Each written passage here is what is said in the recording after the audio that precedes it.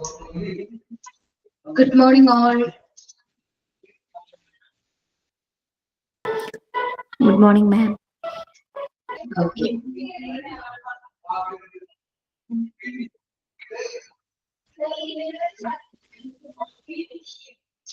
നമ്മളെ ലാസ്റ്റ് ക്ലാസ്സിൽ എടുത്ത് നിർത്തിയത് ഏത് പോർഷൻ ആയിരുന്നു? നമ്മൾ സാമ്പിൾ ഓഫ് ഓഫർ ലെറ്ററിന്റെ അല്ലെങ്കിൽ ഓഫർ ഓഫ് എംപ്ലോയ്മെന്റ് ആയിരുന്നു നോക്കിയത് അല്ലെ? സാമ്പിൾ നോക്കിയില്ല, ഫോർമാറ്റ് നോക്കിയില്ല, ഓഫർ ലെറ്ററിന്റെ ഫോർമാറ്റ് നോക്കിയില്ലേ? ഇനി നമ്മൾ എടുക്കാൻ പോകുന്നത് കോൺട്രാക്ട് ഓഫ് എംപ്ലോയ്മെന്റ്. ഞാൻ നമ്മള് ഓഫർ ലെറ്ററിൽ പറഞ്ഞിട്ടുണ്ടായിരുന്നു ഒരു കോൺട്രാക്ട് പീരീഡ് കാര്യങ്ങളൊക്കെ ഉണ്ടാവും. ചില എംപ്ലോയ്മെന്റിന് മാത്രം എംപ്ലോയ്മെന്റ് കോൺട്രാക്ട് ഉണ്ടാവും. അത് എംപ്ലോയറും എംപ്ലോയിയും തമ്മിലുള്ള ആ ഒരു കോൺട്രാക്ടിനെയാണ് നമ്മൾ എംപ്ലോയ്മെന്റ് കോൺട്രാക്ട് എന്ന് പറയുന്നത്.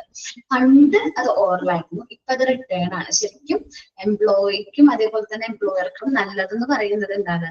റിട്ടേൺ എംപ്ലോയ്മെന്റ് കോൺട്രാക്ട് ഉള്ളതാണ് നല്ലത്. കാരണം എന്താണ്? നമുക്ക് എന്തെങ്കിലും ക്ലാരിഫിക്കേഷനോ മറ്റെന്തെങ്കിലും പ്രശ്നങ്ങൾ ഭാവിയിൽ വരാണെങ്കിൽ അതിനെക്കുറിച്ച് നമുക്ക് എന്താണ് എംപ്ലോയ്മെന്റ് കോൺട്രാക്റ്റിൽ ഡീൽ ചെയ്തിട്ടുണ്ടാവും.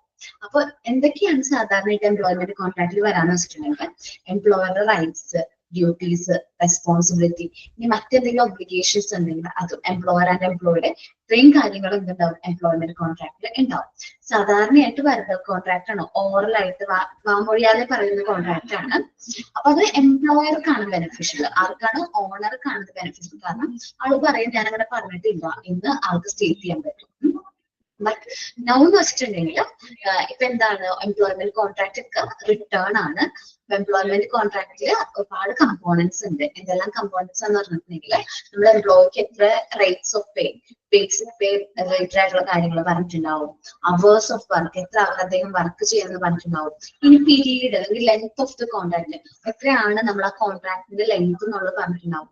ഹോളിഡേ ആൻഡ് സിക്ക് ലീവ്സ്, ഹോളിഡേ ലീവ്സുകൾ ഉണ്ടല്ലോ, അതേപോലെ സിക്ക് ലീവുകൾ ഉണ്ടാവും. അതിനെ കുറിച്ച് ഡീറ്റെയിൽസ് പറഞ്ഞിട്ടുണ്ടാവും. ഈ ടെർമിനേഷൻ ടൈമിൽ നമ്മൾ എന്തെല്ലാം കാര്യങ്ങളാണ് ഫോളോ ചെയ്യേണ്ടത്, ഇത്രയും കാര്യങ്ങളാണ് എംപ്ലോയ്മെന്റ് കോൺട്രാക്റ്റില്, കോൺട്രാക്ട് ഓഫ് എംപ്ലോയ്മെന്റിൽ പറയാറ്. ഓക്കെ, നമുക്ക് നോക്കാം എന്താണ് employment contract or contract of employment എന്ന് പറയുന്നത്. The term contract of employment or employment contract is a type of contract between employee and employer. എംപ്ലോയിയും എംപ്ലോയറും തമ്മിലുള്ള ഒരു കോൺട്രാക്ടിനെയാണ് നമ്മൾ എന്ത് പറയുന്നത്? കോൺട്രാക്ട് ഓഫ് എംപ്ലോയ്മെന്റ് ഓർ എന്താണ് എംപ്ലോയ്മെന്റ് കോൺട്രാക്ട് എന്ന് പറയുന്നത്. നമ്മൾ സാധാരണയായിട്ട് കോൺട്രാക്ട് ഓഫ് എംപ്ലോയ്മെന്റ് എന്ന് പറഞ്ഞു കേട്ടിട്ടുണ്ടാവില്ല, പക്ഷെ എംപ്ലോയ്മെന്റ് കോൺട്രാക്ട് എന്ന് നമ്മൾ എപ്പോഴും പറയാറുണ്ട്.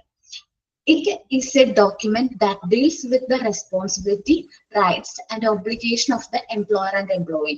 ഇതിൽ എന്തെല്ലാം കാര്യങ്ങൾ ഉണ്ടാവും? ഡീറ്റെയിൽഡ് ആയിട്ട് ഈ ഡോക്യുമെന്റ്സിൽ നമ്മൾ എംപ്ലോയറിന്റെയും എംപ്ലോയിയുടെയും റെസ്പോൺസിബിലിറ്റീസ്, റൈറ്റ്സ്, ഒബ്ലിഗേഷൻസ് ഡീറ്റെയിൽഡ് ആയിട്ട് പറഞ്ഞിട്ടുണ്ടാവും. Previously contract of employment were mostly verbal. പണ്ട് എങ്ങനെയായിരുന്നു കോൺട്രാക്ട് ഓഫ് എംപ്ലോയ്മെന്റ് എന്ന് പറയുന്നത്? വെർബൽ ആയിരുന്നു, വെർബൽ കോൺട്രാക്ട് ആയിരുന്നു. It was beneficial to the employer. കാരണം ഇത് ആർക്കാണ് ബെനിഫിഷ്യൽ? എംപ്ലോയർക്കാണ് ഇത് beneficial. Because employee had no concrete right to their employment and employer can fire them at any reason. അപ്പൊ അന്ന് എങ്ങനെയായിരുന്നു? മോസ്റ്റ്ലി വെർബൽ ആയിരുന്നു. അപ്പൊ കൂടുതലായിട്ട് ബെനിഫിഷ്യൽ ആർക്കാണ്? എംപ്ലോയർക്കാണ്. എംപ്ലോയിക്ക് അവിടെ റൈറ്റ്സ് ഒന്നും ഉണ്ടായിരുന്നില്ല. അതേപോലെ എംപ്ലോയർക്ക് എപ്പോ വേണമെങ്കിലും എംപ്ലോയിനെ എന്ത് ചെയ്യാൻ പറ്റും? പിരിച്ചുവിടാനുള്ള റൈറ്റ്സ് ഉണ്ടായിരുന്നു. ഈ മോഡേൺ ടൈംസിൽ contract of employment are usually written. ഇന്ന് നമ്മുടെ പ്രസന്റ് ടൈമില് എല്ലാ കോൺട്രാക്ട് ഓഫ് എംപ്ലോയ്മെന്റും എങ്ങനെയാണ്? റിട്ടേൺ ആണ്. A contract of employment contains several major components. ഈ കോൺട്രാക്ട് ഓഫ് എംപ്ലോയ്മെന്റ് ഒരുപാട് കമ്പോണൻസ് ഉണ്ട്. അത് എന്തൊക്കെയാണെന്ന് നോക്കാം. Which outline the rights and responsibility of both employee and employer. നമ്മുടെ എംപ്ലോയിയുടെയും എംപ്ലോയറിന്റെയും റൈറ്റ്സും റെസ്പോൺസിബിലിറ്റീസും ആണ് കോൺട്രാക്ട് ഓഫ് എംപ്ലോയ്മെന്റിൽ സാധാരണയായിട്ട് ഇൻക്ലൂഡ് ചെയ്യുന്നത്. നമുക്ക് നോക്കാം എന്തെല്ലാമാണ് കോൺട്രാക്ട് ഓഫ് എംപ്ലോയ്മെന്റിൽ ഇൻക്ലൂഡ് ചെയ്യുന്ന കാര്യങ്ങൾ. ദ റൈറ്റ് ഓഫ് പേ, എത്രയാണ് റൈറ്റ്സ് ഓഫ് പേ എന്നുള്ളത് പറയണം. A contract of employment must include the terms and conditions related to employees' payment. അപ്പോ ഈ കോൺട്രാക്ട് ഓഫ് എംപ്ലോയ്മെന്റ് എംപ്ലോയിക്ക് എത്രയാണ് നമ്മൾ പേയ്മെന്റ് കൊടുക്കാൻ പോകുന്നത്, അതിന്റെ ടേംസ് ആൻഡ് കണ്ടീഷൻസ്, അത് ഏത് മെത്തേഡ് വഴിയാണ് കാൽക്കുലേറ്റ് ചെയ്യുന്നത്, കാര്യങ്ങളൊക്കെ അവിടെ സ്റ്റേറ്റ് ചെയ്തിരിക്കണം. A contract of employment must include the terms and conditions relating to employees' payment and also the method of calculating the payment.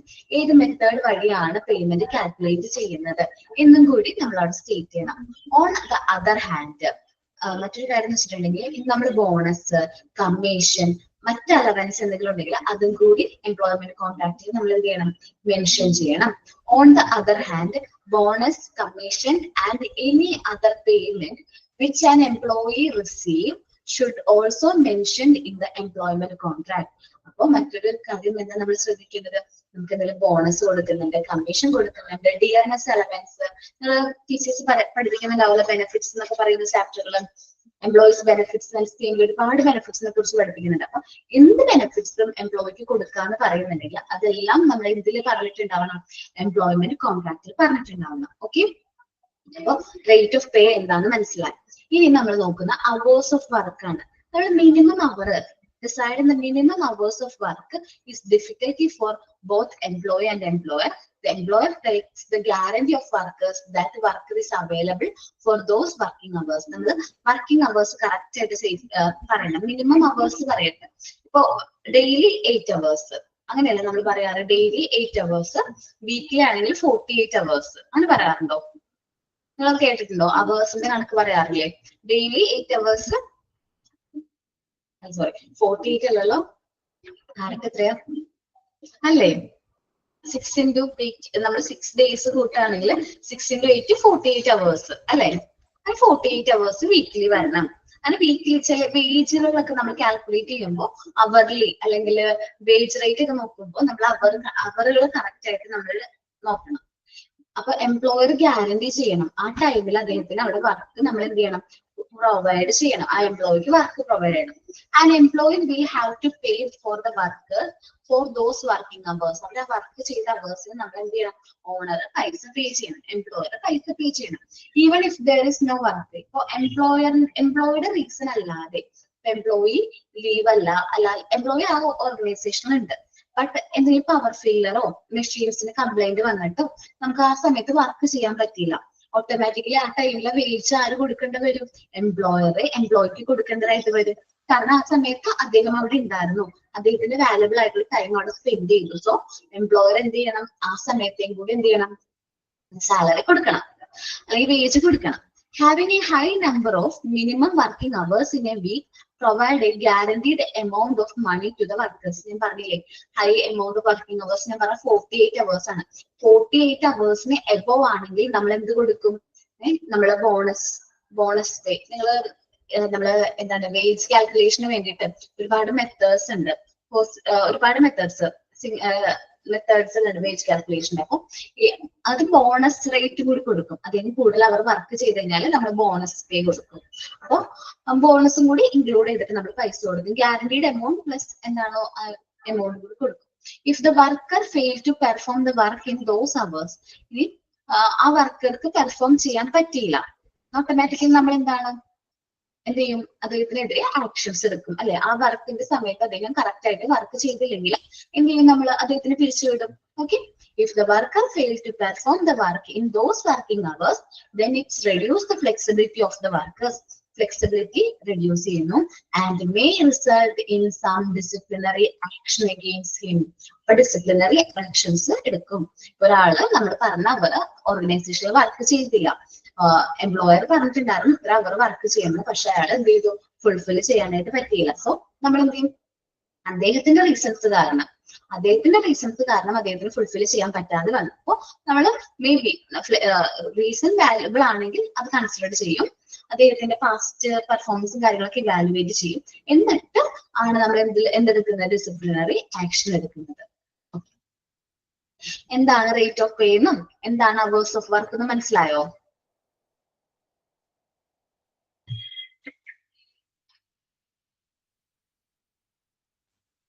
Respond എന്താ ചെയ്യാത്ത, മനസ്സിലാവാത്തോണ്ടാണോ റെസ്പോണ്ട് ചെയ്യാത്ത? അവേഴ്സ് ഓഫ് വർക്ക് മനസ്സിലായില്ലേ?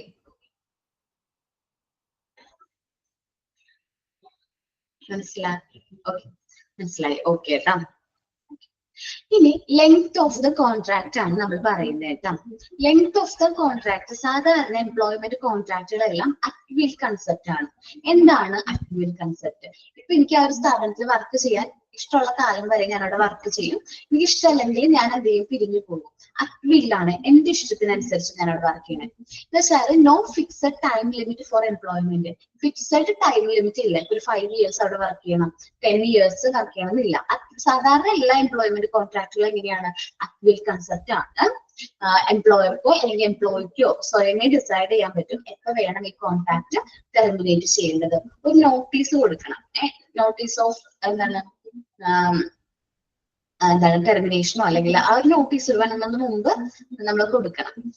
പിന്നെ ഇനി മറ്റെന്തെങ്കിലും സിറ്റുവേഷൻ ആണെങ്കിൽ മേ ബി ചില പ്രോജക്റ്റിന്റെ ഒക്കെ കേസുകൾ, പ്രൊജക്ട് ഡ്രൈവ് ജോബുകളുണ്ട്. ഒരു പ്രോജക്റ്റ്, ഒരു ബിൽഡിംഗ് എന്ത് ചെയ്യാണ്, കൺസ്ട്രക്ട് ചെയ്യാണ്, അതൊരു പ്രൊജക്റ്റ് ആണ്. അല്ലെങ്കിൽ ഒരു ഡാം കൺസ്ട്രക്ട് ചെയ്യാണ്, അല്ലെങ്കിൽ ഒരു ബ്രിഡ്ജ് കൺസ്ട്രക്ട് ചെയ്യാണ്, അതൊരു പ്രൊജക്റ്റ് ആണ്. അപ്പൊ പ്രൊജക്റ്റിന്റെ ആ കാലയളവ് ഉണ്ടാവും. മേ ബി 10 years ആയിരിക്കാം, ഒരു 5 years ആയിരിക്കും. ആ ടൈം കഴിയുമ്പോൾ ഓട്ടോമാറ്റിക്കലി ആ ഒരു കോൺട്രാക്ട് എന്തായി പോകും, ലാപ്സ് ആയി പോകും.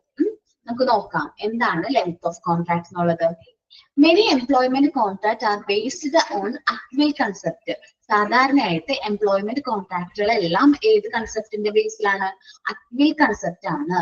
It means that there is no fixed time limit for the employment. അപ്പോ ഇത് പറയുന്നത് എന്താണെന്ന് വെച്ചിട്ടുണ്ടെങ്കിൽ ഫിക്സഡ് ടൈം ലിമിറ്റ് ഇല്ല എംപ്ലോയ്മെന്റിന്. No fixed time limit for employment. It allows both employer and employee to decide the time on which the contract gets terminated. അപ്പൊ എംപ്ലോയിക്കോ എംപ്ലോയർക്കോ എപ്പോ വേണം ഈ കോൺട്രാക്ട് ടെർമിനേറ്റ് ചെയ്യാൻ അവർക്ക് തീരുമാനിക്കാൻ പറ്റും. ആസ് യുവർ വിഷ്, നമ്മളുടെ വിഷാണ്. നമുക്ക് അവിടെ വർക്ക് ചെയ്യാൻ താല്പര്യമില്ലെങ്കിൽ നമുക്ക് പിരിഞ്ഞു പോരാൻ പറ്റും. എംപ്ലോയർക്ക് നമ്മളവിടെ വർക്ക് ചെയ്യാൻ താല്പര്യമെങ്കിൽ നമ്മളെ പിരിച്ചുവിടാനുള്ള അധികാരം ആർക്കുണ്ട്, എംപ്ലോയർക്ക് ഉണ്ട്. അതാണ് അക്വിൽ കൺസെപ്റ്റ് എന്ന് പറയുന്നത്. On the other hand there are 2 other situations. ഇത് കൂടാതെ 2 സിറ്റുവേഷനും കൂടി ഉണ്ട്. അക്വിൽ കൺസെപ്റ്റ് അല്ലാതെ 2 സിറ്റുവേഷനും കൂടി ഉണ്ട്. നമുക്ക് നോക്കാം. In which the employment contract may apply. Employment കോൺട്രാക്റ്റിൽ വരുന്ന മറ്റ് 2 സിറ്റുവേഷൻ ആണ് പറയണേ.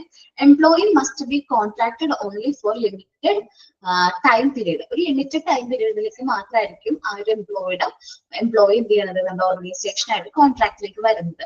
This is common in project derive job. സാധാരണയായിട്ട് പ്രൊജക്ട് ഡെറൈവ് ജോബുകളിലാണ് ഇത് കോമൺ ആയിട്ട് വരുന്നത്. മേ ബി ഒരു 6 months ഷോർട്ട് പീരീഡോ ലിമിറ്റഡ് പീരീഡ് ആണ്. ഷോർട്ട് 6 months ഒരു 1 year 1 year ആയിരിക്കും. ഇനി ചില സമയത്ത് നമ്മൾ കോൺട്രാക്ട് പീരീഡ് ഉണ്ടാവും. നമ്മൾ ആ കോൺട്രാക്ട് ഓഫ് എംപ്ലോയ്മെന്റിൽ സ്റ്റേറ്റ് ചെയ്തിട്ടുണ്ടാവും നമ്മൾ ഈ സ്ഥാപനത്തിൽ 2 വർഷം വർക്ക് ചെയ്യണം, ഒരു 5 വർഷം വർക്ക് ചെയ്യണം. അങ്ങനെ പറയുകയാണെങ്കിൽ അങ്ങനെ ഒരു എന്തുണ്ട്, ഒരു കോൺട്രാക്ട് ഉണ്ട്. Sometime the employee are hired for long duration. Long duration ആയിരിക്കും നമ്മൾ എന്ത് ചെയ്തിരിക്കുന്നത്, ഹയർ ചെയ്തിരിക്കുന്നത്.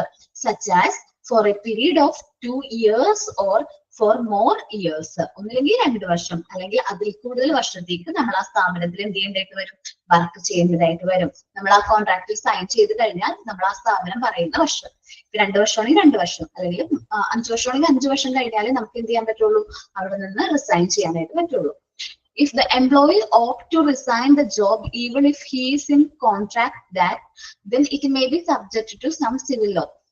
Civil law action against the employee. അവർ പറഞ്ഞിട്ടുണ്ടായിരുന്നു 2 വർഷം നമ്മൾ അവിടെ വർക്ക് ചെയ്യുന്നു. പക്ഷെ നമ്മൾ അത് വർക്ക് ചെയ്യാണ്ട് തന്നെ നമ്മൾ അവിടെ നിന്ന് എന്ത് ചെയ്തു, റിസൈൻ ചെയ്തിട്ടുണ്ടെങ്കിൽ എന്ത് ചെയ്യും, നമ്മൾക്കെതിരെ കമ്പനിക്ക് എന്ത് ചെയ്യാൻ പറ്റും, സിവിൽ കേസ് ഫയൽ ചെയ്യാൻ പറ്റും. വിശ്വാസവഞ്ചന അല്ലെങ്കിൽ അവർ നമ്മൾ പറഞ്ഞ ടൈം ലിമിറ്റ് ഫുൾഫിൽ ചെയ്തില്ല എന്ന് പറഞ്ഞിട്ട് അവർ എന്ത് ചെയ്യും, നമുക്കെതിരെ കേസ് കൊടുക്കും. അപ്പോ ലെങ്ത് ഓഫ് കോൺട്രാക്ട് വളരെ ഇമ്പോർട്ടന്റ് ആണ്. സാധാരണ നമ്മൾ കോമൺ ആയിട്ട് കണ്ടുവരുന്ന സാധാരണ കോൺട്രാക്റ്റുകൾ അക്വിൽ കൺസെപ്റ്റ് ആണ്. അത് കൂടാതെ short period, limited period of ടൈമിന് വേണ്ടിയിട്ടുള്ള കോൺട്രാക്റ്റുകൾ ഉണ്ടാവും, ആൻഡ് ലോങ് പീരീഡ് ഓഫ് ടൈമിന് വേണ്ടിയിട്ടുള്ള കോൺട്രാക്റ്റുകൾ ഉണ്ടാവും. അക്വിൽ കൺസെപ്റ്റ് എന്ന് പറഞ്ഞിട്ടുണ്ടെങ്കിൽ എംപ്ലോയർക്കോ എംപ്ലോയിക്കോ എപ്പോ വേണമെങ്കിലും നമ്മുടെ സ്ഥാപനം വിട്ട് പോകാനായിട്ട് പറ്റും. നോട്ടീസ് ഓഫ് റിസൈൻമെന്റ്, റെസിഗ്നേഷൻ മാത്രം കൊടുത്താൽ മതി. ഒരു 1 month മുമ്പ് കൊടുക്കണം എന്നുള്ളൂ റെസിഗ്നേഷൻ. പിന്നെ ലിമിറ്റഡ് ടൈം പീരീഡ് ആണെങ്കിൽ 6 months വേണം. അത് പ്രൊജക്ട് ഡെറൈവ്ഡ് ജോബുകൾക്ക്, IT റിലേറ്റഡ് ആയിട്ടുള്ള പ്രൊജക്ടുകളൊക്കെ ഉണ്ടാവും അല്ലെ, അതാണ് പ്രൊജക്ട് ഡെറൈവ്ഡ് ജോബുകൾക്കാണ് ഈ ലിമിറ്റഡ് ടൈം പീരീഡിന്റെ എന്ത് വരുന്നത്, ലെങ്ത് ഓഫ് കോൺട്രാക്ട് വരുന്നത്. ലോങ് ടൈം എന്ന് വെച്ചാൽ ലോങ് ഡ്യൂറേഷൻ ആണെങ്കിൽ അത് മേ ബി ഒരു 2 വർഷമോ അല്ലെങ്കിൽ അതിൽ കൂടുതലോ വർഷം നമ്മൾ ആ കമ്പനിയിൽ വർക്ക് ചെയ്യേണ്ടതായിട്ട് വരും. ഈവൻ ഇഫ് നമ്മൾ ആ കമ്പനിയിൽ നിന്ന് റിസൈൻ ചെയ്തു, നമ്മുടെ ഇഷ്ടപ്രകാരം റിസൈൻ ചെയ്യാൻ നമുക്ക് പറ്റില്ല, കാരണം അവിടെ ഓൾറെഡി കോൺട്രാക്ട് ഉണ്ടല്ലോ. നമുക്കത് റിസൈൻ ചെയ്യാനായിട്ട് പറ്റില്ല. നമ്മൾ റിസൈൻ ചെയ്യുകയാണെങ്കിൽ നമുക്കെതിരെ അവർക്ക് എന്ത് ചെയ്യാൻ പറ്റും? സിവിൽ ലോ ആക്ഷൻസ് എടുക്കാനായിട്ട് എംപ്ലോയർക്ക് പറ്റും. എംപ്ലോയർക്കെതിരെ സിവിൽ ലോ ആക്ഷൻസ് എടുക്കാൻ ആർക്ക് പറ്റും? എംപ്ലോയർക്ക് പറ്റും. ഇനി അടുത്തതാണ് ഹോളിഡേ ആൻഡ് സിക്ക് leaves. Okay, contract of employment also specify the companies holiday and sick leave policy. കമ്പനിയിൽ എത്ര ഹോളിഡേസ് ഉണ്ട്, സിക്ക് ലീവ് പോളിസീസ് ഉണ്ട് ഉള്ള കാര്യങ്ങളൊക്കെ ഇതിൽ മെൻഷൻ ചെയ്തിട്ടുണ്ടാവും. കോൺട്രാക്ട് ഓഫ് എംപ്ലോയ്മെന്റ് മെൻഷൻ ചെയ്തിട്ടുണ്ടാവും. എന്ന് വെച്ചാല് നാഷണൽ ഹോളിഡേസ് എല്ലാം നമ്മളുടെ കമ്പനിയെ സംബന്ധിച്ച് ഹോളിഡേസ് ആണ്. ഇത് കൂടാതെ നിങ്ങൾക്ക് പെയ്ഡ് ലീവ് മന്ത്ലി ഒരു 2 ലീവ്സ് ഉണ്ട്. അങ്ങനെയല്ലേ വരാറ്? 2 ലീവ്സ് ആണോ 1 ലീവ് ആണോ പെയ്ഡ് ലീവ് വരുന്നത്? അത് ഒരു കമ്പനി അനുസരിച്ചിരിക്കും തോന്നുന്നുണ്ട്. സാധാരണ 2 ലീവ്സ് ആണ് പെയ്ഡ് ലീവുകൾ. നമ്മൾ ഒരു 2 ലീവ് എടുത്താലും നമ്മുടെ സാലറിന്ന് എന്ത് ചെയ്യില്ല, കട്ട് ചെയ്യില്ല. അല്ലെങ്കിൽ സാലറി നമുക്ക് കറക്റ്റ് എമൗണ്ട് തരും. ഇനി കൂടുതലായിട്ട് ലീവ് എടുക്കും, മേ ബി എന്തെങ്കിലും ഹെൽത്ത് ഇഷ്യൂ ഒക്കെ ആയിട്ട് നമുക്ക് കൂടുതലായിട്ട് നമ്മൾ ലീവ് എടുക്കുകയാണെങ്കിൽ നമ്മൾ ആരോട് ഇൻഫോം ചെയ്യണം? എംപ്ലോയറോട് പറഞ്ഞ് പെർമിഷൻ വാങ്ങിച്ചിട്ട് മാത്രം നമുക്ക് എന്ത് ചെയ്യാൻ പാടുള്ളൂ? ലീവ് എടുക്കാനായിട്ട് പാടുള്ളൂ. അപ്പൊ അങ്ങനെ ലീവ് എടുത്തു കഴിഞ്ഞാൽ നമ്മുടെ സാലറിന്ന് എന്ത് ചെയ്യും? അവര് എമൗണ്ട് എന്ത് ചെയ്യും? ഡിഡക്ട് ചെയ്യും. ഓക്കെ, നമുക്ക് നോക്കാം ഹോളിഡേ ആൻഡ് സിക്ക് ലീവ് എന്താണ്. The contract of employment also specify the contract of holiday and sick leave policy. അപ്പൊ കോൺട്രാക്ട് ഓഫ് എംപ്ലോയ്മെന്റിൽ ഹോളിഡേ ലീവ്സിനെ കുറിച്ചിട്ടും സിക്ക് ലീവിനെ കുറിച്ചിട്ടും മെൻഷൻ ചെയ്തിട്ടുണ്ടാവും. Paid holidays and sick leave of the employees are depending on the location by the employees leave. അപ്പൊ പെയ്ഡ് ലീവ്സും സിക്ക് ലീവും എംപ്ലോയി ഏത് ലൊക്കേഷനിലാണ് താമസിക്കുന്നത് അതിനനുസരിച്ച് ഡിപ്പെൻഡ് ചെയ്യും. ഇനി the employer is free to increase employees leave. അപ്പൊ ഇനി എംപ്ലോയർക്ക് മാത്രമാണ് എന്ത് leave കൂട്ടിക്കൊടുക്കാനുള്ള അധികാരമുള്ളത്. The employer can do this if he wants. അദ്ദേഹത്തിന് താല്പര്യം ഉണ്ടെങ്കിൽ മാത്രമേ എന്ത് ചെയ്യുള്ളൂ? ലീവ് എക്സ്റ്റെൻഡ് ചെയ്ത് കൊടുക്കുള്ളൂ. The procedure for requesting holiday and sick leaves should also mentioned in the employment contract. അതേപോലെ തന്നെ നമ്മള് എന്താണ് ഹോളിഡേ ലീവ്സിനെ കുറിച്ചിട്ടും സിക്ക് ലീവ്സിനെ കുറിച്ചിട്ടും വ്യക്തമായിട്ട് നമ്മൾ എംപ്ലോയ്മെന്റ് കോൺട്രാക്റ്റിൽ പറഞ്ഞിട്ടുണ്ടാവണം. അതിന്റെ പ്രൊസീജിയർ എങ്ങനെയാണ്, നമ്മൾ ലീവ് ആപ്ലിക്കേഷൻ ലെറ്റർ എങ്ങനെ പ്രൊവൈഡ് ചെയ്യണം, അതിന്റെ റിക്വസ്റ്റ് ആർക്ക് കൊടുക്കണം എന്നുള്ള കാര്യങ്ങളൊക്കെ ഡീറ്റെയിൽഡ് ആയിട്ട് നമ്മുടെ എംപ്ലോയ്മെന്റ് കോൺട്രാക്റ്റിൽ പറഞ്ഞിട്ടുണ്ടാവും.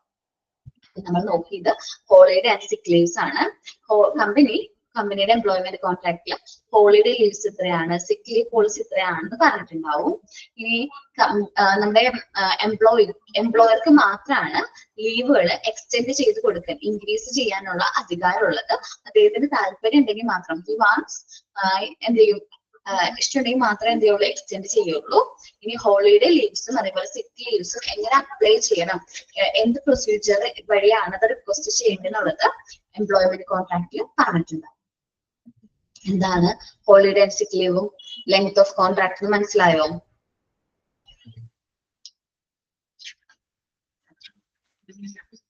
ലാസ്റ്റ് ആണ് എംപ്ലോയ്മെന്റ് കോൺട്രാക്റ്റിൽ മറ്റൊരു കാര്യം കൂടി പറഞ്ഞിട്ടുണ്ടാവും. അറ്റ് ലാസ്റ്റ് എന്താണ്, നമ്മൾ എപ്പോഴാണ് ഈ എംപ്ലോയ്മെന്റ് ടെർമിനേറ്റ് ചെയ്യുന്നത്, ഏത് സിറ്റുവേഷനിലാണ്, എങ്ങനെയാണ് ഈ കോൺട്രാക്ട് ഓഫ് എംപ്ലോയ്മെന്റ് എന്ത് ചെയ്യുന്നത്, ടെർമിനേറ്റ് ചെയ്യുന്നതെന്ന് പറഞ്ഞിട്ടുണ്ടാവും. The termination of the employment should be detailed in employment contract. അപ്പോൾ termination of employment details എവിടെ പറഞ്ഞിട്ടുണ്ടാവും? എംപ്ലോയ്മെന്റ് കോൺട്രാക്റ്റിൽ പറഞ്ഞിട്ടുണ്ടാവും. The contract must include the information how to be terminate the employment. അതെങ്ങനെയാണ് contract നമ്മൾ എങ്ങനെയാണ് ടെർമിനേറ്റ് ചെയ്യുന്നതെന്ന് എംപ്ലോയ്മെന്റ് കോൺട്രാക്ട് ഓൾറെഡി സ്റ്റേറ്റ് ചെയ്തിട്ടുണ്ടാവും. These rules will tell the employee how much notice an employee should give to his employer, as well as some other factors such as restriction on the types of work after leaving the job. അപ്പൊ notice of റെസിഗ്നേഷന്റെ കാര്യം ഞാൻ നേരത്തെ പറഞ്ഞിട്ടുണ്ടായിരുന്നു. 1 month ആണ് സാധാരണ മിക്ക കമ്പനീസും notice resignation കൊടുത്തതിന് 1 month കൂടി നമ്മൾ ആ കമ്പനിയിൽ വർക്ക് ചെയ്യേണ്ടതായിട്ട് വരും. ചില കേസുകളിൽ എംപ്ലോയ്മെന്റ് കോൺട്രാക്ട് പറഞ്ഞിട്ടുണ്ടാവും, നമ്മളിപ്പോ വർക്ക് ചെയ്യുന്ന അതേ പൊസിഷനിലേക്ക് നിങ്ങൾക്ക് വർക്ക് ചെയ്യാനായിട്ട് പറ്റില്ല. അതെന്താ അങ്ങനെ പറയുന്നത് വെച്ചിട്ടുണ്ടെങ്കിൽ, നമ്മൾ ഇവിടെ വർക്ക് ചെയ്യാണ്, മറ്റൊരു കോമ്പറ്റീറ്ററിന്റെ കമ്പനിയിൽ പോയിട്ട് അപ്പൊ തന്നെ വർക്ക് ചെയ്യാൻ പാടില്ല, നമ്മുടെ ട്രേഡ് സീക്രട്ട് ഒക്കെ പറഞ്ഞു കൊടുക്കൂല. അതുകൊണ്ടാണ് കുറച്ച് റെസ്ട്രിക്ഷൻസ് എന്ത് ചെയ്യുന്നത്, എംപ്ലോയർ വയ്ക്കുന്നത്. നമ്മൾ ഈ ഒരു ജോലിയിൽ പിരിഞ്ഞു കഴിഞ്ഞാൽ അപ്പൊ തന്നെ ഇതേ ഒരു പോസ്റ്റിൽ വർക്ക് ചെയ്യാൻ പാടില്ല എന്ന് പറയാൻ കാരണം എന്താണ്? നമ്മുടെ ട്രേഡ് സീക്രട്സ് ഒക്കെ മറ്റ് കോമ്പറ്റീറ്റേഴ്സ് കമ്പനിയായിട്ട് ഷെയർ ചെയ്യുന്നത് കൊണ്ടാണ് നമ്മൾ അങ്ങനെ ഒരു കണ്ടീഷൻ വെക്കും. ചില കണ്ടീഷൻസ് അങ്ങനെ വെക്കാറുണ്ട്. Many organizations will get employees to sign a document which restrict the employee to work with the competitors. അപ്പൊ സാധാരണയായിട്ട് മിക്ക ഓർഗനൈസേഷൻസും എംപ്ലോയീസിന്റെ കയ്യിൽ നിന്ന് സൈൻ ചെയ്ത് വാങ്ങിക്കും, നിങ്ങൾ കോമ്പറ്റീറ്റേഴ്സ് ആയിട്ട് വർക്ക് ചെയ്യില്ല എന്ന്. Immediately after leaving the job, നമ്മൾ ആ ജോബ് വിട്ടതിന് ശേഷം അപ്പോൾ തന്നെ കോമ്പറ്റീറ്റേഴ്സ് ആയിട്ട് വർക്ക് ചെയ്യില്ല എന്ന് സൈൻ ചെയ്യും, അല്ലെങ്കിൽ ഡോക്യുമെന്റ് സൈൻ ചെയ്ത് വാങ്ങിക്കാറുണ്ട്. This helps in protecting the trade secret of the company. ഇത് എന്തിനു വേണ്ടിയാ ചെയ്യുന്നതെന്ന് വെച്ചിട്ടുണ്ടെങ്കിൽ നമ്മുടെ ട്രേഡ് സീക്രട്സ് പ്രൊട്ടക്ട് ചെയ്യാൻ വേണ്ടിയിട്ടാണ്. ട്രേഡ് സീക്രട്സ് എന്ത് ചെയ്യാൻ വേണ്ടിയിട്ടാണ്? പ്രൊട്ടക്ട് ചെയ്യാൻ വേണ്ടിയിട്ടാണ് എന്ത് ചെയ്യുന്നത്? നമ്മളിങ്ങനെ ടെർമിനേഷൻ സമയത്ത് അവരിൽ നിന്ന് ഒരു ഡോക്യുമെന്റ് സൈൻ ചെയ്ത് വാങ്ങിക്കുന്നത്. ഞങ്ങൾ കോമ്പറ്റീറ്റേഴ്സ് കമ്പനിയിൽ വർക്ക് ചെയ്യില്ല, അല്ലെങ്കിൽ ഈ ഒരു ജോബ് ലീവ് ചെയ്തതിനു ശേഷം ഇമ്മീഡിയറ്റ്ലി കോമ്പറ്റീറ്റേഴ്സ് കമ്പനിയിൽ ജോയിൻ ചെയ്യില്ല എന്ന് പറഞ്ഞ് നമ്മൾ എന്ത് ചെയ്യും? ഒരു ഡോക്യുമെന്റ് സൈൻ ചെയ്ത് വാങ്ങിക്കും. ഇതാണ് ടെർമിനേഷൻ. അതേപോലെ ഇമ്പോർട്ടന്റ് നോക്കേണ്ട നോട്ടീസ് പറഞ്ഞിട്ടുണ്ട്. നോട്ടീസ് പീരീഡ് ആണ്. എത്രയാണ് നോട്ടീസ് പീരീഡ് എന്നുള്ളതും സാധാരണയായിട്ട് പറയാറുണ്ട്. സാധാരണ നോട്ടീസ് പീരീഡ് എന്ന് പറയുന്നത് കോമൺലി 1 month ആണ് നോട്ടീസ് പീരീഡ് കൊടുക്കാറ്. അപ്പൊ എന്താണ് കോൺട്രാക്ട് ഓഫ് എംപ്ലോയ്മെന്റ് എന്നും എന്തെല്ലാം കാര്യങ്ങൾ, റൈറ്റ്സ് ആൻഡ് റെസ്പോൺസിബിലിറ്റി ആണ് കോൺട്രാക്ട് ഓഫ് എംപ്ലോയ്മെന്റിന്റെ കണ്ടന്റ്സ് എന്താണെന്നും കൂടി നോക്കണം കേട്ടോ. എന്താണ് കോൺട്രാക്ട് ഓഫ് എംപ്ലോയ്മെന്റ് എന്നും contents of contract of employment ഒന്ന് നോക്കട്ടോ.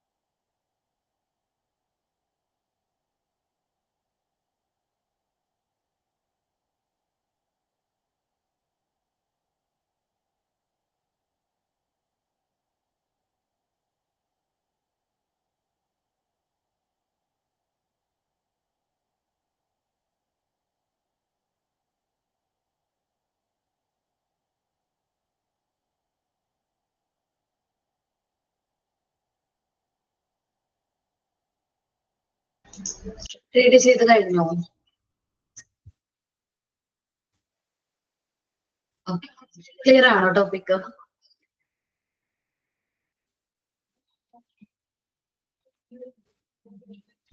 ഇനി വാലുവേഷൻ ഓഫ് സെലക്ഷൻ ആണ്. വാലുവേഷൻ ഓഫ് സെലക്ഷൻ എന്ന് പറഞ്ഞിട്ടുണ്ടെങ്കിൽ നമ്മള് 1 മിനിറ്റ് കേട്ടോ.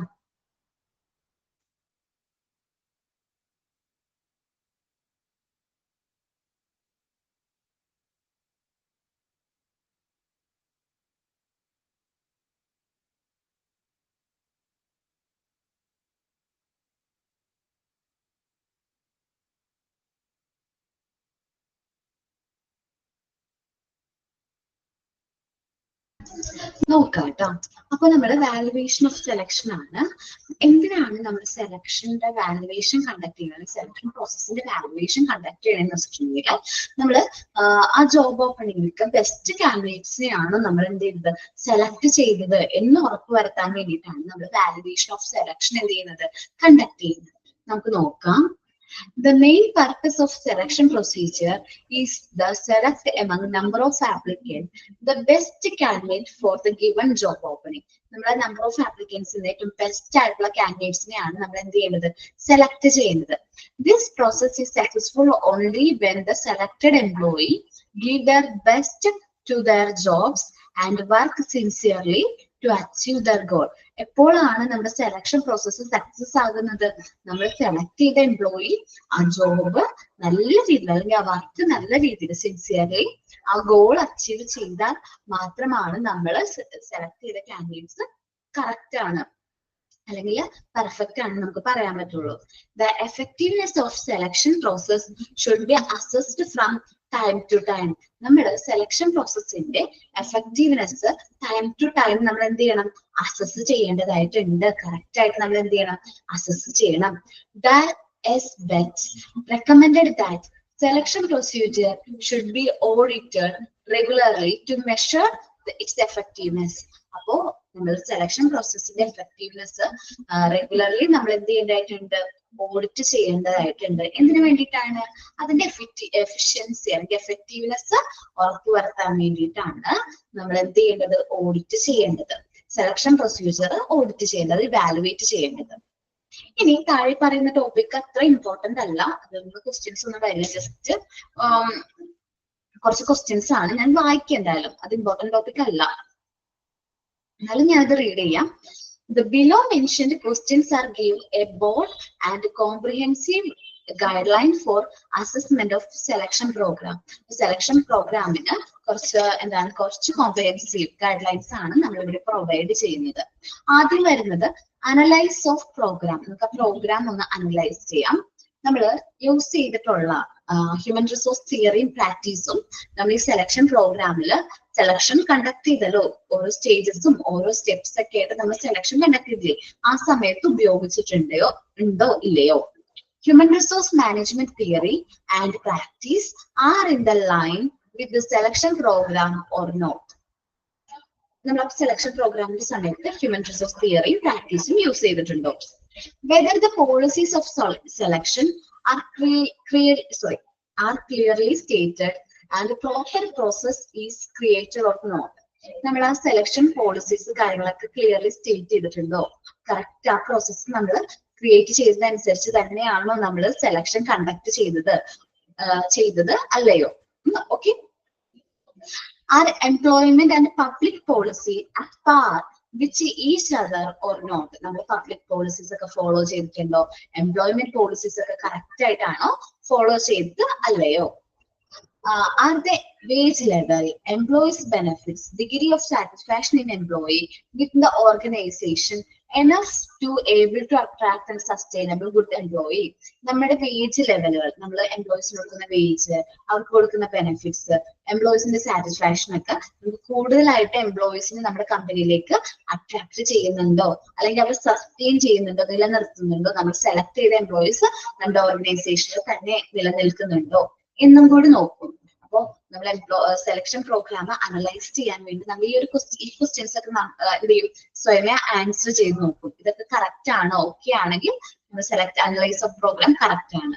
ഇനി രണ്ടാമത്തെ സ്റ്റേജ് ആണ്, are the programmes and procedures properly communicate to all the peoples who are concerned and influenced by them.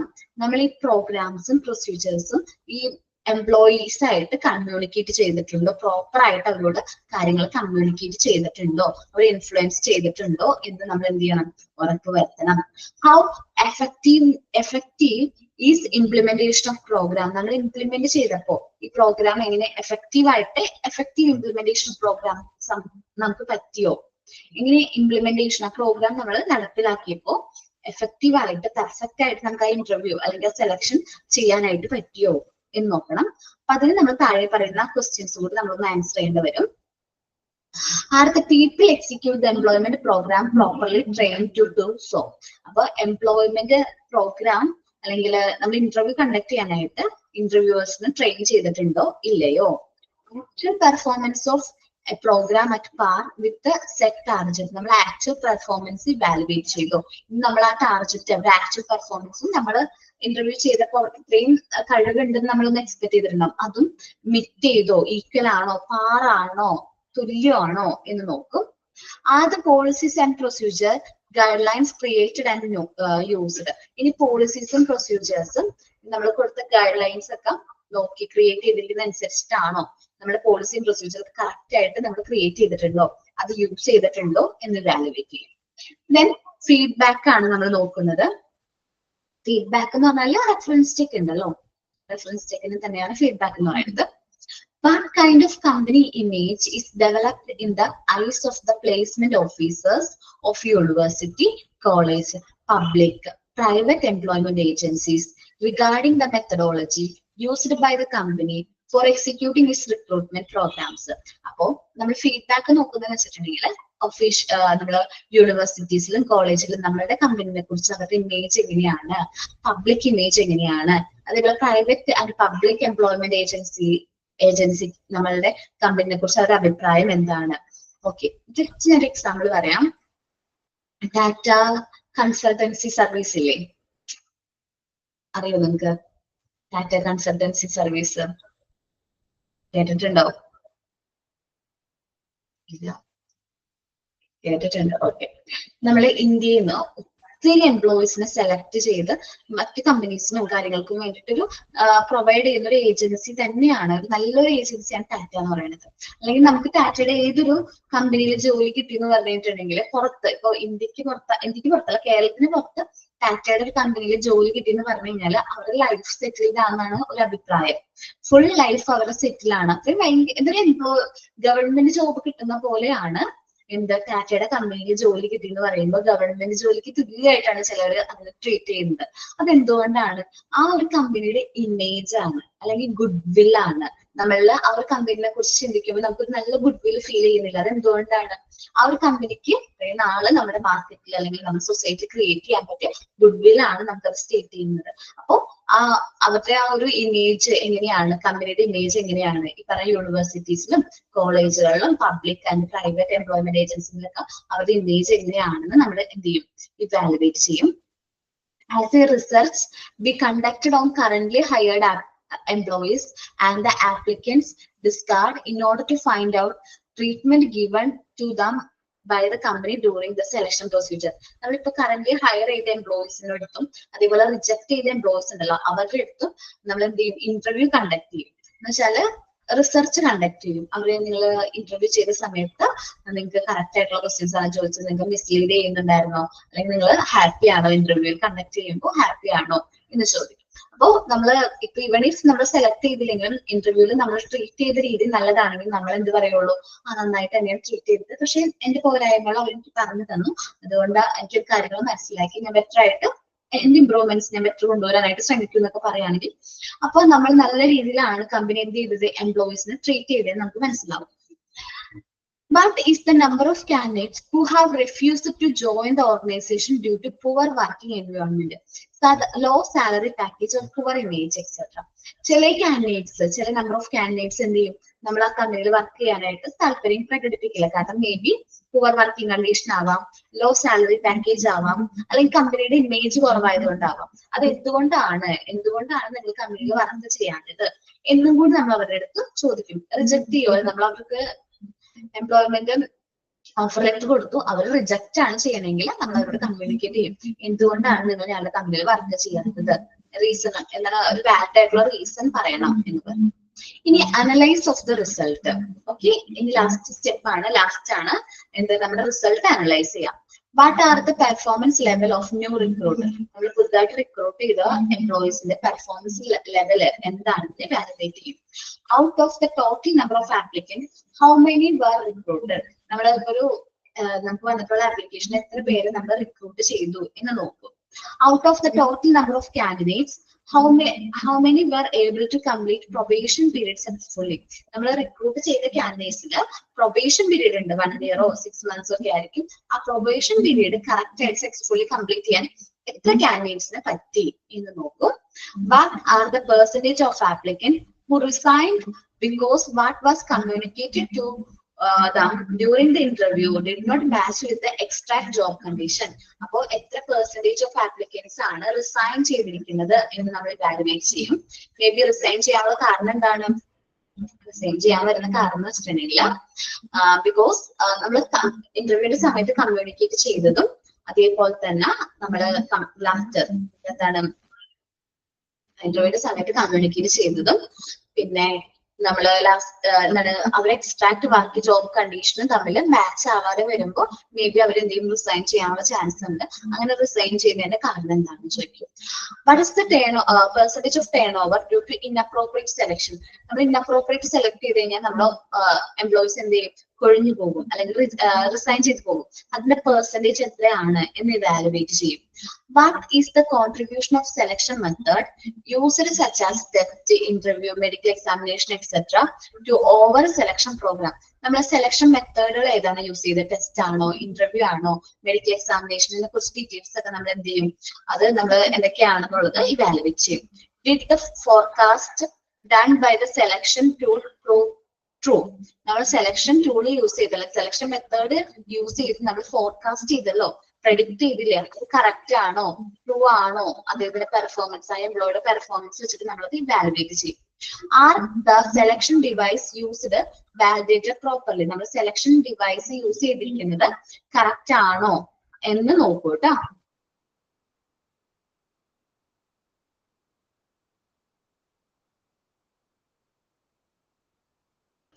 നോക്കാട്ടോ. പിന്നെ നമ്മൾ പറയുന്നത് are the selection device used validated properly, നമ്മൾ ആ സെലക്ഷൻ ഡിവൈസ് യൂസ് ചെയ്തിരിക്കുന്നത് കറക്റ്റ് ആയിട്ട് വാലിഡേറ്റ് ചെയ്തിട്ടുണ്ടോ ഇല്ലയും കൂടി നമ്മൾ നോക്കും. ഇത് ഇമ്പോർട്ടന്റ് അല്ല ഈ ക്വസ്റ്റ്യൻസ് എന്ന് പറയുന്നത്, നമുക്ക് എക്സാമിനൊന്നും ചോദിക്കില്ല, ജസ്റ്റ് നിങ്ങളൊന്ന് മനസ്സിലാക്കിയാൽ മതി അതെങ്ങനെയാണ് ഇവാലുവേറ്റ് ചെയ്യുന്നത്. സെലക്ഷൻ പ്രൊസീജിയർ അല്ലെങ്കിൽ സെലക്ഷൻ പ്രോസസ് ഇവാലുവേറ്റ് ചെയ്യുമ്പോൾ നമ്മൾ എന്തെല്ലാം ക്വസ്റ്റ്യൻസ് ആണ് നോക്കുന്നത് എന്നൊന്ന് റീഡ് ചെയ്താൽ മതി കേട്ടോ. ജസ്റ്റ് ഒന്ന് വായിച്ചെല്ലാവരും.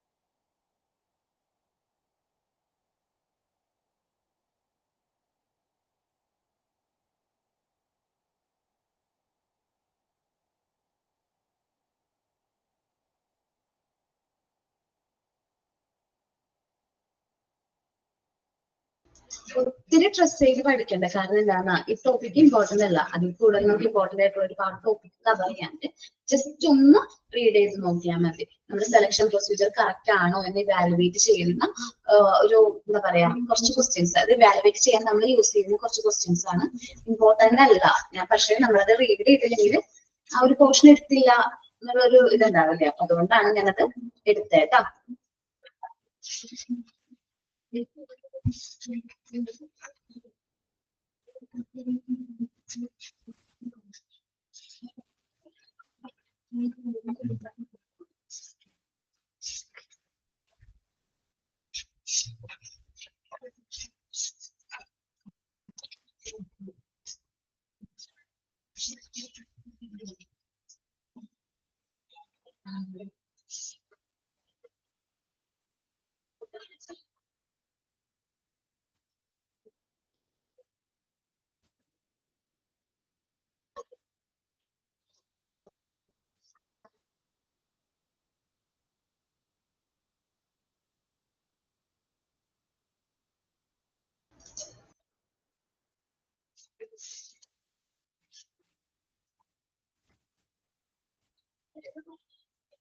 ജസ്റ്റ് ഒന്ന് റീഡ് ചെയ്തിട്ട് പറയട്ടെ, കംപ്ലീറ്റ് ആകുമ്പോൾ ഒന്ന് പറയും, നമുക്ക് അടുത്ത പോർഷനിലേക്ക് പോവാം.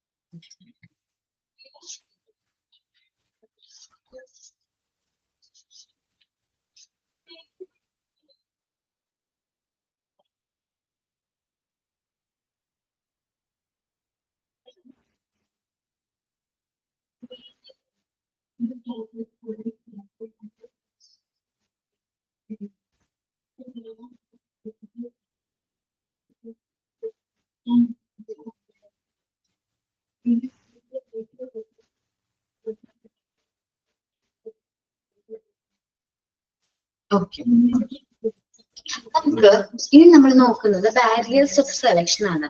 സെലക്ഷൻ പ്രോസസ്സിനും അതിൻ്റെതായ എന്തുണ്ട്, ബാരിയേഴ്സ്, തടസ്സങ്ങളുണ്ട്. അത് എന്തെല്ലാമാണ്?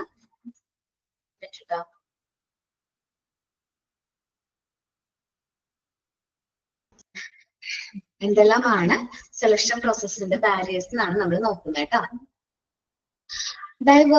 Barriers to effective selection process, നമ്മുടെ സെലക്ഷൻ പ്രോസസ്സിൽ വരുന്ന തടസ്സങ്ങളാണ് ഈ ലിസ്റ്റ് ചെയ്തിരിക്കുന്നത്. Diversity of selection approach, selection അപ്രോച്ചിന്റെ ഡൈവേഴ്സിറ്റി, വെറൈറ്റീസ്, അല്ലെങ്കിൽ ആ കറക്റ്റ് ആയിട്ട് നമ്മൾ സെലക്ഷൻ അപ്രോച്ച് സെലക്ട് ചെയ്തോ എന്നുള്ളത്.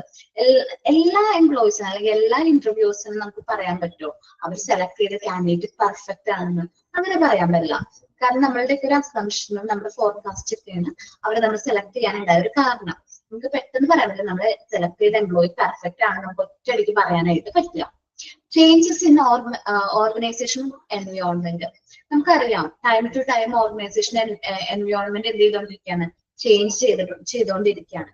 അപ്പോ അവിടെ ഡെസിഗ്നേറ്റഡ് ആയിട്ടുള്ള പേഴ്സൺസിന് എന്ത് വരുന്നുണ്ട്, ഈ ഓർഗനൈസേഷണൽ എൻവയോൺമെന്റ് വരുന്ന മാറ്റങ്ങൾ അവർ ഇൻഫ്ലുവൻസ് ചെയ്യുന്നുണ്ട്.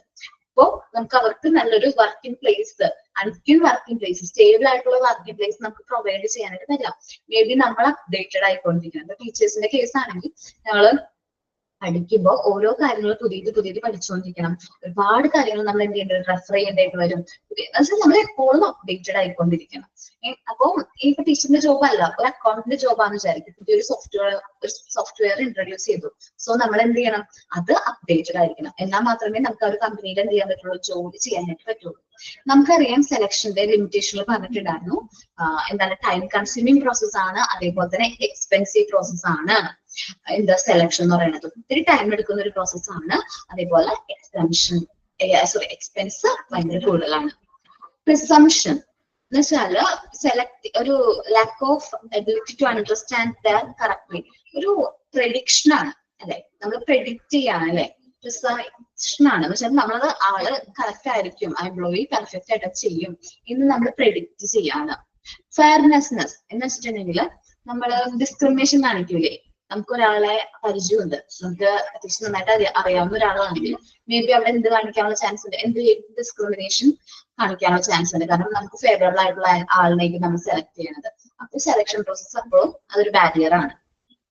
വാലിഡിറ്റി എന്ന് പറഞ്ഞാല് നമുക്ക് കറക്റ്റ് ആയിട്ട് എന്ത് ചെയ്യാൻ പറ്റില്ല, സ്റ്റേറ്റ് ചെയ്യാൻ പറ്റൂല. ആള് സെലക്ഷൻ ടെസ്റ്റും മെത്തേഡ്സും യൂസ് ചെയ്ത് ഈ കാൻഡിഡേറ്റ്സ് ഈ ജോബ് ചെയ്യാൻ പെർഫെക്റ്റ് ആയിരിക്കാം എന്ന് പറയാൻ പറ്റില്ല. കാരണം ചില എംപ്ലോയീസിന് നല്ല തിയററ്റിക്കൽ നോളജ് ഉണ്ടാവും, എന്ന് വെച്ചാൽ നല്ല സ്കോർ വാങ്ങിച്ചിട്ടുണ്ടാവും, എന്താണ് ടെസ്റ്റിലൊക്കെ നല്ല മാർക്ക് വാങ്ങിച്ചിട്ടുണ്ടാവും. പക്ഷെ ആൾക്ക് പ്രാക്ടിക്കൽ സ്കിൽ ഇല്ലെങ്കിൽ ആൾ വാലിഡ് ആണോ? അല്ല. റിയലബിലിറ്റി, നമുക്ക് എപ്പോഴും ഇന്റർവ്യൂവിന്റെ റിസൾട്ട് ഒന്നും എന്ത് ചെയ്യാൻ പറ്റില്ല, വിശ്വസിക്കാനായിട്ട് പറ്റില്ല. അതേപോലെ ടെസ്റ്റും യൂസ് ചെയ്ത് നമുക്ക് കറക്റ്റ് ആയിട്ട് നമുക്ക് എന്ത് ചെയ്യാൻ പറ്റൂല, ആളെ എംപ്ലോയിനെ ഫോർകാസ്റ്റ് ചെയ്യാനായിട്ട് പറ്റില്ല. പ്രഷർ ഓൺ സെലക്ടേഴ്സ്, നമ്മൾ സെലക്ടേഴ്സിന്റെ അടുത്ത് നിന്ന് പൊളിറ്റീഷ്യൻസ്, ബ്യൂറോക്രാറ്റ്, റിലേറ്റീവ്സ്, ഫ്രണ്ട്സിന്റെ ഒക്കെ ഇടയിൽ നിന്ന് നമുക്ക് എന്ത് വരാനുള്ള ചാൻസ് ഉണ്ട്? ഒരു പ്രഷർ വരാൻ ചാൻസ് ഉണ്ട്. നമ്മളുടെ കമ്പനിയിലാണ് ഒരു എംപ്ലോയി ഇന്റർവ്യൂ ചെയ്യുന്നതെങ്കിൽ മേ ബി നമ്മുടെ ഫ്രണ്ട് ആയിരിക്കും വിളിച്ചു പറയുന്നത്, ഇന്ന ആളെനിക്ക് നല്ല പരിചയമുണ്ട്, നീ പറ്റുവാണെങ്കിൽ ആ ഒരു ജോലി അവന് തന്നെ കൊടുക്കണം കേട്ടോ.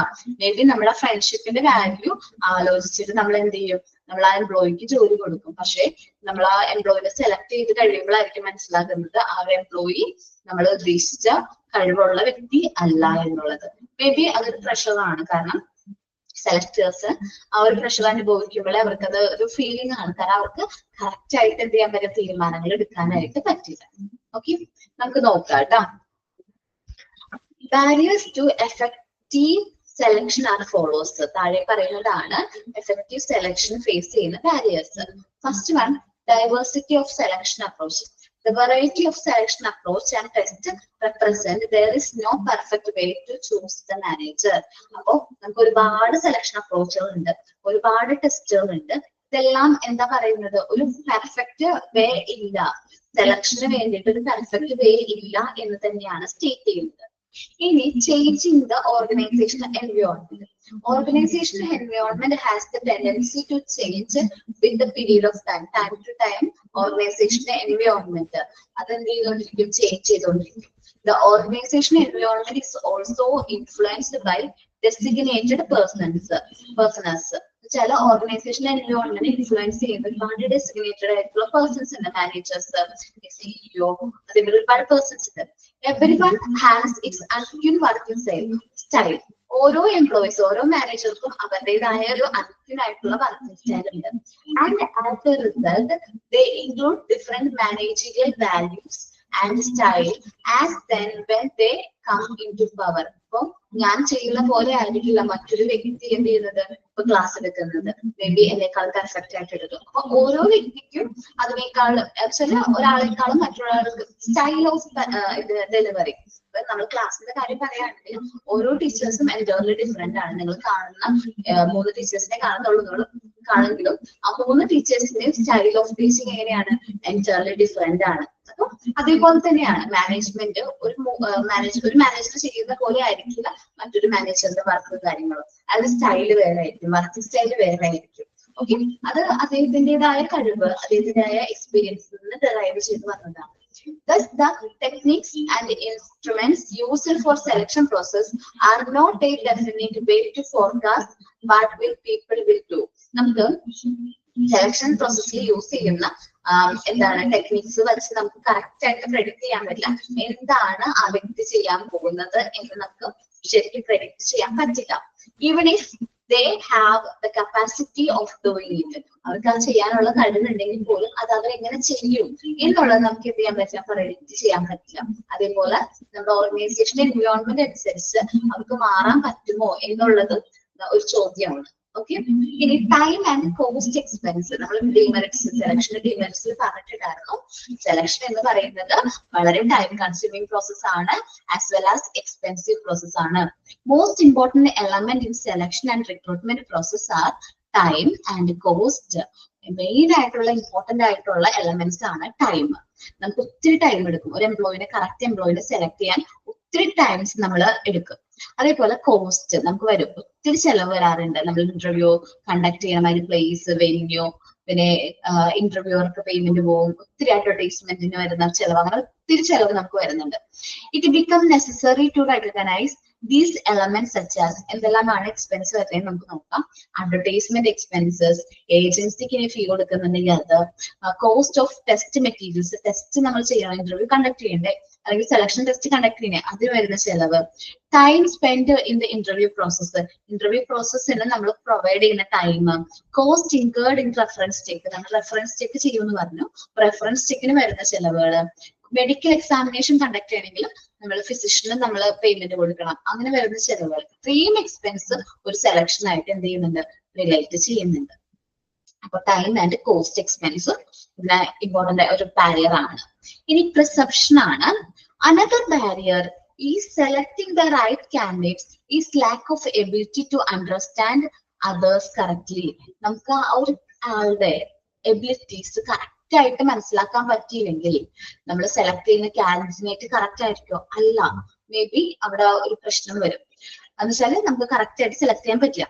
Selection require an individual or group to measure and compare the respective competency of others. നമുക്ക് ഒന്നില്ലെങ്കിൽ സെലക്ഷൻ സമയത്ത് ഒരു ഇൻഡിവിജ്വലോ ഗ്രൂപ്പ് ഓഫ് ഇൻഡിവിജ്വൽസ് ഈ ഓരോ എംപ്ലോയീസിനെ അല്ലെങ്കിൽ ഓരോ കാൻഡിഡേറ്റ്സിനെയും മെഷർ ചെയ്യണം. അവരുടെ കോമ്പിറ്റൻസ് എന്താണ്, അവരുടെ കഴിവുകൾ എന്താണ്, അവർക്ക് എന്തെല്ലാം സ്കിൽസ് ഉണ്ടെന്ന് ഇവാലുവേറ്റ് ചെയ്യണം. With an objective of choosing the right candidate for the job. എന്നിട്ട് വേണം ഒരു റൈറ്റ് ആയിട്ടുള്ള കാൻഡിഡേറ്റ്സ് നമ്മൾ എന്ത് ചെയ്യാനായിട്ട്, സെലക്ട് ചെയ്യാനായിട്ട്, ചൂസ് ചെയ്യാനായിട്ട്. However our views much personalised in nature. നമ്മുടെ വ്യൂസ് പേഴ്സണലൈസ്ഡ് ഇൻ നേച്ചർ ആണെങ്കിൽ every one precise the word in different manner. ഓരോ വ്യക്തികളുടെയും വേ ഓഫ് തിങ്കിങ് ഡിഫറെന്റ് ആയിരിക്കും. എനിക്ക് ആ ഒരു വ്യക്തി പെർഫെക്റ്റ് ആണെന്ന് തോന്നുമ്പോൾ മേ ബി നിങ്ങൾക്ക് ഓരോരുത്തർക്കും വേറൊരു വ്യക്തിനെ ആയിരിക്കും എന്ത് ചെയ്യുന്ന പെർഫെക്റ്റ് ആയിട്ട് തോന്നുന്നത്.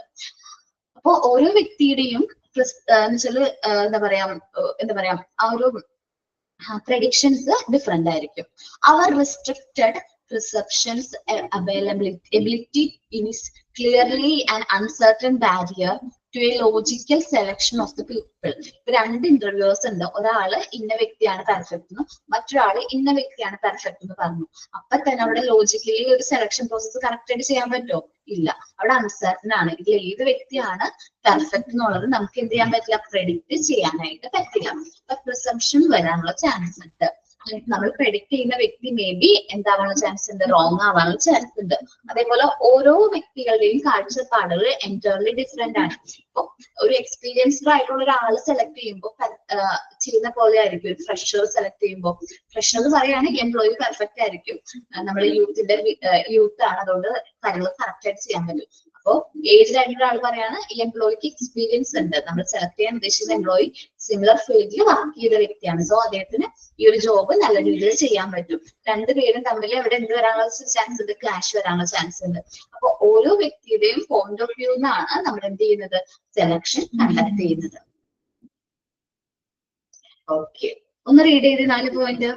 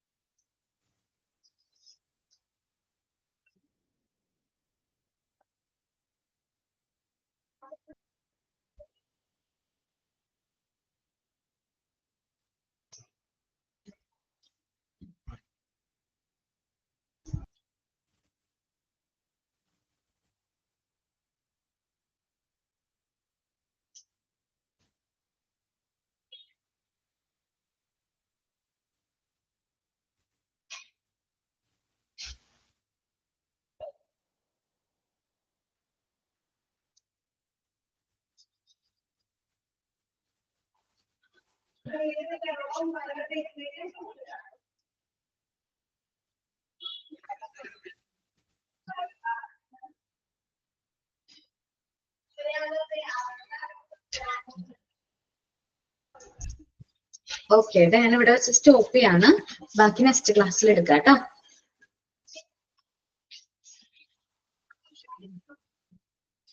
Okay, thank you.